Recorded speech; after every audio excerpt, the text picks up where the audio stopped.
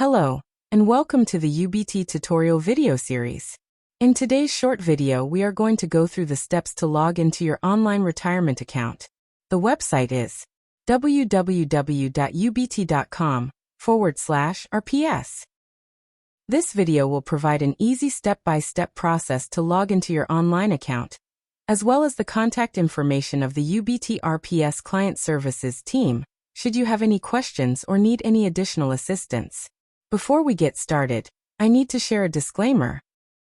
The following video is for educational and informational purposes only, and is not designed to provide specific advice, financial or legal, and it is not intended for anything other than to provide education. Let's get started. As mentioned previously, you will need to go to www.ubt.com/RPS. Here you will see the login screen. Because this is your first time logging in, you will need to click on the Sign Up tab in the bottom of the login box. As you look at this screen, the third box should read Participant. You will then need to click on the New User tab at the top of the screen. On the next screen, you will see that you need to input the plan password. If you don't know what the plan password is, you will need to contact your HR or benefits department for the plan password. You cannot continue without it. Once you have inputted the plan password, the next screen will ask you to input your social security number, no spaces or dashes, and your date of birth. Your date of birth is just a 4-digit code, with your birth month and the last 2 digits of your birth year. For example, if you were born on May 15, 1975, you would enter 0575 in the box asking for date of birth.